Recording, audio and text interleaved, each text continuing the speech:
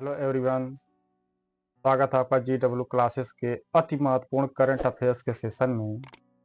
आज का motivational quote है, समय और पैसा दोनों में से समय महत्वपूर्ण है।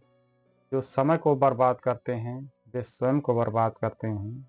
आज का जो करंट अफेयर्स है थोड़ा सा लंबा है और अति महत्वपूर्ण क्वेश्चन है सब।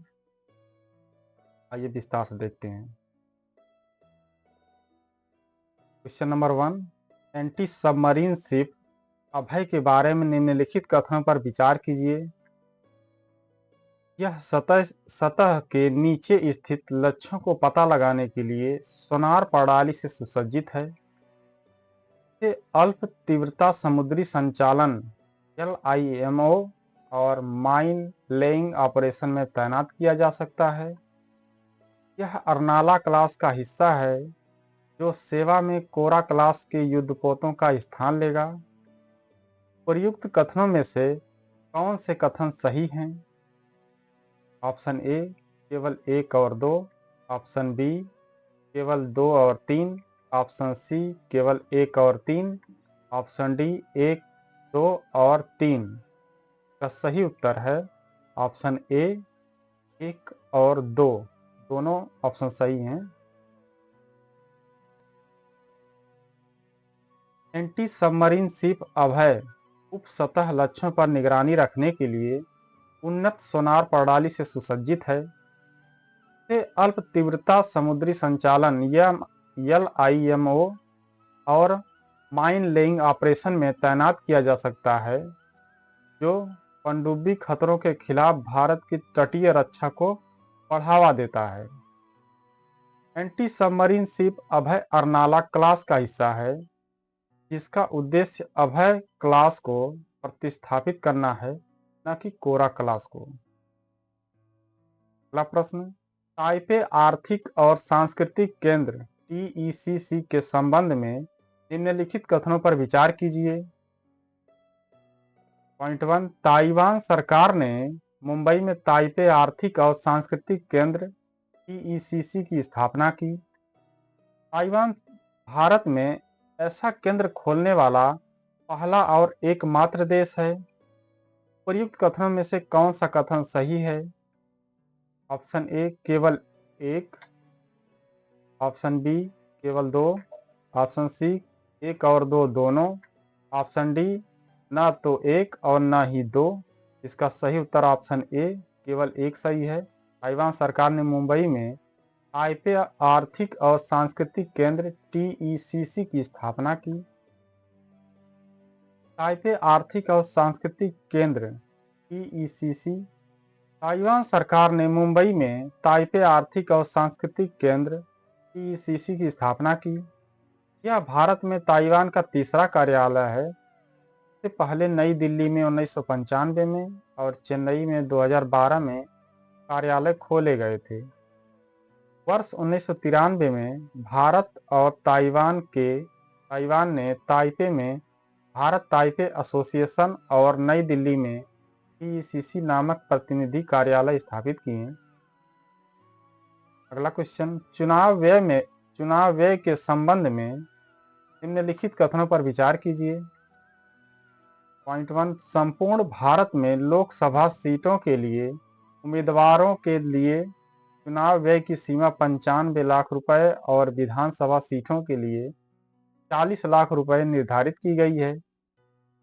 पॉइंट 2, चुनाव के दौरान राजनीतिक दलों पर व्यय की कोई सीमा नहीं लगाई जा सकती, जिससे उन्हें अप्रतिबंधित व्यय की अनुमति मिल जाती है। प्रयुक्त में से कौन सा कथन सही है? ऑप्शन ए केवल 1, ऑप्शन बी केवल 2, ऑप्शन सी 1 और 2 दोनों, ऑप्शन डी न तो 1 न ही 2। का सही उत्तर है ऑप्शन बी केवल 2। चुनाव के दौरान राजनीतिक दलों पर व्यय की कोई सीमा नहीं लगाई जाती, जिससे उन्हें अप्रतिबंधित व्यय की अनुमति मिल जाती है। महत्वपूर्ण बिंदु, भारत में चुनाव व्यय उम्मीदवारों के लिए चुनाव व्यय सीमा बड़े राज्यों में लोकसभा सीटों के लिए उम्मीदवारों के लिए चुनाव व्यय सीमा 95 लाख रुपए और विधानसभा सीटों के लिए 40 लाख रुपए तथा छोटे राज्यों में क्रमशः 75 लाख रुपए तथा 28 लाख रुपए निर्धारित की गई है। वर्तमान में चुनाव के दौरान राजनीतिक दलों पर कोई व्यय सीमा नहीं लगाई गई है, जिससे उन्हें अप्रतिबंधित व्यय करने की अनुमति मिल जाती है। वर्ष 2024 के लोकसभा चुनाव में भारत में एक वोट की कीमत लगभग 1400 रुपए थी और कुल व्यय लगभग 1 लाख करोड़ रुपए तक पहुंच गया था। भारत के तटीय परिदृश्य के संबंध में निम्नलिखित कथनों पर विचार कीजिए। नंबर 1, भारत की समुद्र तटरेखा 18 राज्यों और केंद्र शासित प्रदेशों तक फैली हुई है। नंबर 2, सभी राज्यों में आंध्र प्रदेश की तटीय रेखा सबसे लंबी है। तीसरा, तटीय विनियमन क्षेत्र CRJ अधिसूचना पर्यावरण संरक्षण अधिनियम 1986 के अंतर्गत जारी की गई थी। प्रयुक्त कथनों में से कितने सही हैं? ऑप्शन ए केवल 1, ऑप्शन बी केवल 2, ऑप्शन सी सभी 3, ऑप्शन डी इनमें से कोई नहीं। जिसका सही उत्तर है ऑप्शन ए केवल 1 सही है। भारत की समुद्र तटरेखा 18 राज्यों और केंद्र शासित प्रदेशों तक फैली हुई है। भारत के तटीय परिदृश्य का अवलोकन। भारत की तटरेखा 7516.6 किलोमीटर तक लंबी है, जिसमें मुख्य भूमि 6100 किलोमीटर और द्वीपीय क्षेत्र 1197 किलोमीटर है, जो 13 राज्यों और केंद्रशासित प्रदेशों में विस्तारित है। राज्यों में गुजरात की समुद्र तटरेखा सबसे लंबी 1214.7 किलोमीटर, इसके बाद आंध्र प्रदेश 973.7 किलोमीटर और तमिलनाडु 906.9 किलोमीटर का स्थान है। अंडमान और निकोबार द्वीप समूह की तटरेखा 1962 किलोमीटर के साथ केंद्र शासित प्रदेशों में सबसे लंबी है। महत्वपूर्ण बिंदु, संवेदनशील तटीय राज्य उड़ीसा, आंध्र प्रदेश, तमिलनाडु, केरल, पश्चिम बंगाल, गुजरात और महाराष्ट्र जैसे तटीय राज्य अपनी भौगोलिक स्थिति और सामाजिक आर्थिक पारिस्थितिकी के कारण अत्यधिक जोखिम की स्थिति में तटीय विनियमन क्षेत्र पर्यावरण, वन और जलवायु परिवर्तन मंत्रालय द्वारा भारत के तटीय क्षेत्रों की गतिविधियों को विनियमित करने के लिए पर्यावरण संरक्षण अधिनियम 1986 के अंतर्गत 1991 में तटीय विनियमन क्षेत्र सूचना जारी की गई थी। अगला प्रश्न, निम्नलिखित कथनों पर विचार कीजिए। नंबर 1, भ्रूण स्टेम कोशिकाएं शरीर में किसी भी प्रकार की कोशिका में विकसित हो सकती हैं। नंबर 2, प्रेरित प्लूरिपोटेंट स्टेम कोशिकाएं वयस्क दैहिक कोशिकाओं से प्राप्त स्टेम कोशिका का एक प्रकार है। उपर्युक्त कथनों में से कितने सत्य हैं? ऑप्शन ए केवल 1, ऑप्शन बी केवल 2, ऑप्शन सी 1 और 2 दोनों, ऑप्शन डी न तो 1 न ही 2। इसका सही उत्तर है ऑप्शन सी 1 और 2 दोनों सही है।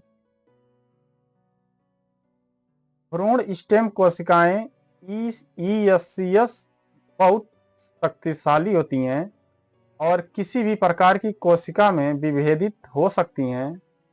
ये मानव ब्लास्टोसिस्ट के आंतरिक कोशिका द्रव्यमान में पाए जाते हैं, जो भ्रूण की प्रारंभिक अवस्था है।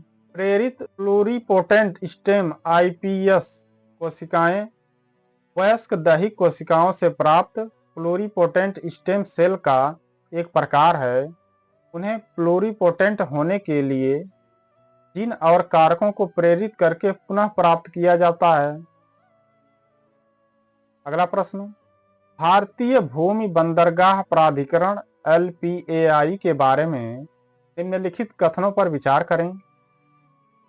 पॉइंट 1, यह भूमि बंदरगाह प्राधिकरण अधिनियम 2010 के अंतर्गत गठित एक वैधानिक निकाय है। पॉइंट 2, यह भारत की सीमाओं पर कई एकीकृत चेकपोस्टों ICP का प्रबंधन करता है। पॉइंट 3, प्राधिकरण के प्रशासन के लिए गृह मंत्रालय जिम्मेदार है। उपर्युक्त में से कितने कथन सत्य हैं? ऑप्शन ए केवल 1, ऑप्शन बी केवल 2, ऑप्शन सी तीनों और ऑप्शन डी कोई नहीं। इसका सही उत्तर है ऑप्शन सी, तीनों सही है। महत्वपूर्ण बिंदु, यह भूमि बंदरगाह प्राधिकरण अधिनियम 2010 के अंतर्गत गठित एक प्राधिकरण है। इसका गठन भारत की अंतर्राष्ट्रीय सीमाओं पर निर्दिष्ट बिंदुओं पर यात्रियों और माल की सीमा पर आवाजाही के लिए सुविधाओं के विकास और प्रबंधन के लिए किया गया था।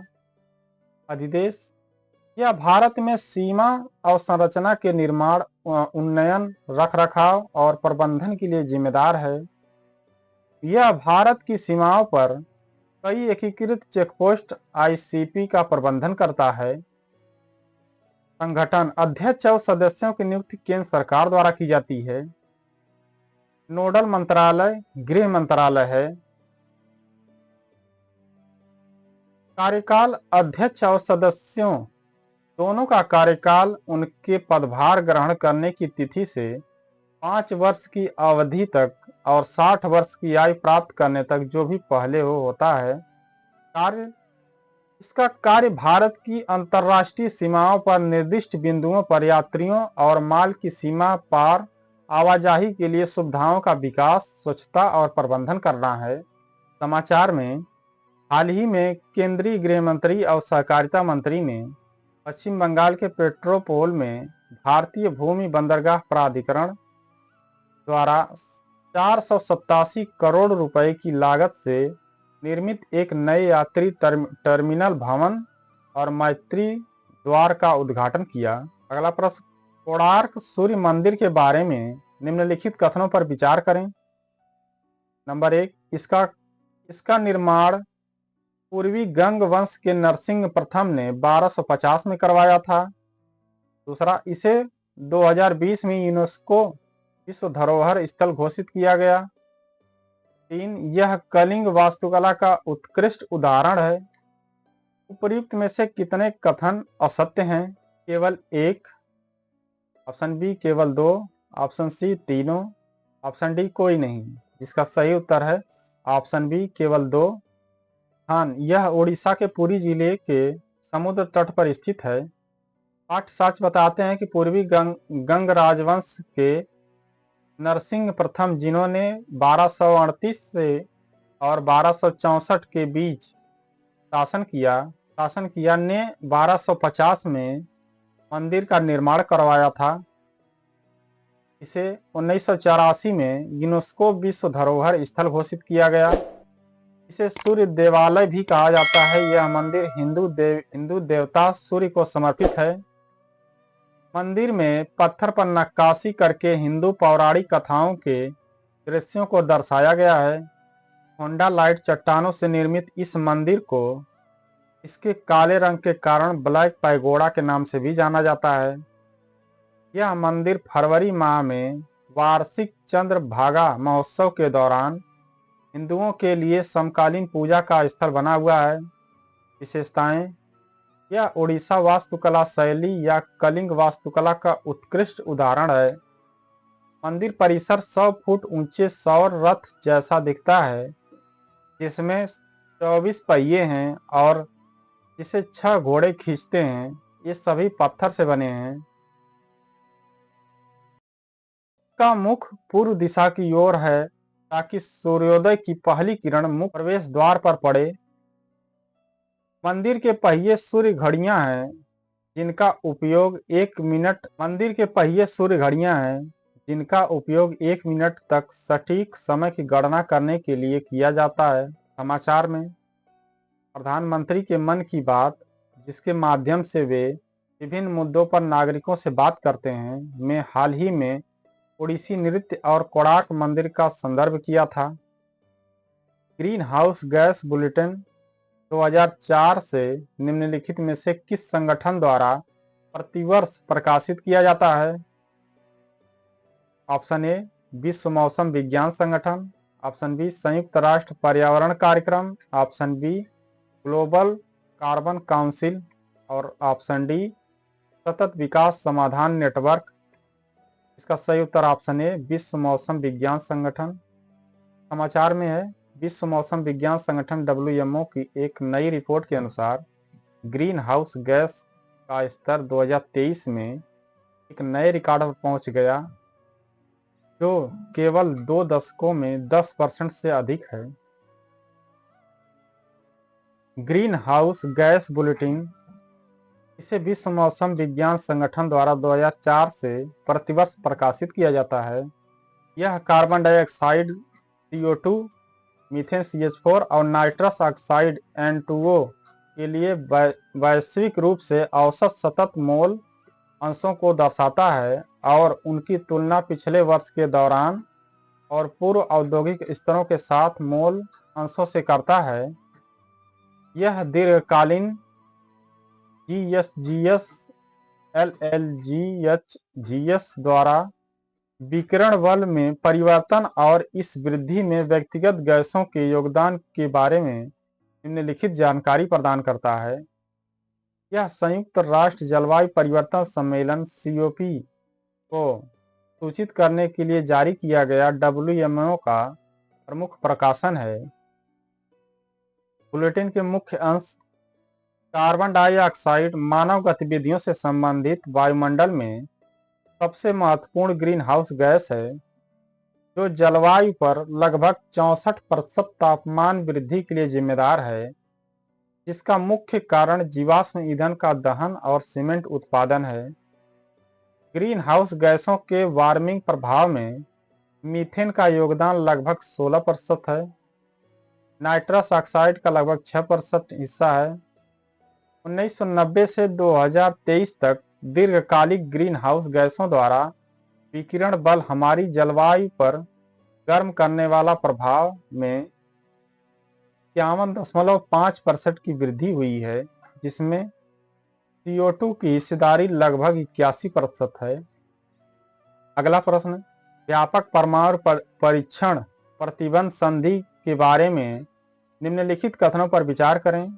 CTBT एक बहुपक्षीय संधि है जो सैन्य या नागरिक उद्देश्यों के लिए सभी वातावरणों में सभी परमाणु विस्फोटों पर प्रतिबंध लगाती है। पॉइंट 2: वर्ष 2005 में संयुक्त राष्ट्र सुरक्षा परिषद के सभी स्थायी सदस्यों द्वारा की पुष्टि के बाद यह लागू हो गया। गलत कथन चुनें। केवल एक, केवल दो, एक और दो दोनों, न तो एक और ना ही दो, जिसका सही उत्तर ऑप्शन बी है, केवल दो। यह ऑस्ट्रिया के वियना में स्थित एक अंतर्राष्ट्रीय संगठन है जिसकी स्थापना व्यापक परमाणु परीक्षण प्रतिबंध संधि CTBT को लागू करने के लिए की गई है, जिसका उद्देश्य दुनिया भर में सभी परमाणु विस्फोटों पर प्रतिबंध लगाना है। इस संधि पर 183 देशों ने हस्ताक्षर किए और 164 ने इसका अनुसमर्थन किया, लेकिन यह अभी तक लागू नहीं हो पाई है क्योंकि 44 में से 8 विशिष्ट देशों जिनके हस्ताक्षर संधि के लागू होने के लिए आवश्यक हैं, अर्थात अमेरिका, चीन, ईरान, मिस्र, इजराइल, भारत, पाकिस्तान और उत्तर कोरिया ने अभी तक संधि का अनुसमर्थन नहीं किया है। समाचार में क्यों है? ईरान द्वारा परमाणु परीक्षण की हाल ही की अफवाहों का व्यापक परमाणु परीक्षण प्रतिबंध संधि संगठन CTBT द्वारा तुरंत खंडन किया गया। अगला क्वेश्चन: मिशन अमृत सरोवर के बारे में निम्नलिखित कथनों पर विचार करें। पॉइंट 1: इसे स्वतंत्रता के 75वें वर्ष के दौरान 75 अमृत सरोवर बनाने के उद्देश्य से शुरू किया गया था। इस मिशन के लिए भारतीय अंतरिक्ष अनुसंधान संगठन को तकनीकी साझेदार के रूप में नियुक्त किया गया है। सही कथन चुनें। केवल एक, ऑप्शन बी केवल दो, ऑप्शन सी एक और दो दोनों, ऑप्शन डी ना तो एक ना ही दो। का सही उत्तर ऑप्शन ए केवल एक सही है। आजादी के अमृत महोत्सव के एक हिस्से के रूप में स्वतंत्रता के 75वें वर्ष के दौरान 75 अमृत सरोवर बनाने के संकल्प के साथ 24 अप्रैल 2022 को इसका शुभारंभ किया गया। इससे देश के ग्रामीण क्षेत्रों में जल संकट को दूर करने में मदद मिलती है। प्रत्येक अमृत सरोवर में कम से कम 1 एकड़ का तालाब क्षेत्र होगा, जिसकी जल धारण क्षमता लगभग 10,000 घन मीटर होगी। यह बुनियादी ढांचा परियोजनाओं को बढ़ावा देने के लिए जल संरक्षण, जन भागीदारी और जल निकायों से निकाली गई मिट्टी के उचित उपयोग पर ध्यान केंद्रित करता है। मिशन अमृत सरोवर के लिए कोई अलग से वित्तीय आवंटन नहीं है। यह मिशन संपूर्ण सरकारी दृष्टिकोण के साथ शुरू किया गया, जिसमें 6 मंत्रालय विभाग शामिल हैं: ग्रामीण विकास विभाग, भूमि संसाधन विभाग, पेय और स्वच्छता विभाग, जल संसाधन विभाग, पंचायती राज मंत्रालय, वन, पर्यावरण और जलवायु परिवर्तन मंत्रालय। भास्कर आचार्य राष्ट्रीय अंतरिक्ष अनुप्रयोगों एवं भू सूचना विज्ञान संस्थान को मिशन के लिए तकनीकी साझेदार के रूप में नियुक्त किया गया है। समाचार में क्यों है? हाल ही में भारत के प्रधानमंत्री ने कहा कि विभिन्न गांवों में 60,000 से अधिक अमृत सरोवर का निर्माण किया गया है, जो भविष्य की पीढ़ियों के लिए विरासत के रूप में रहेगा।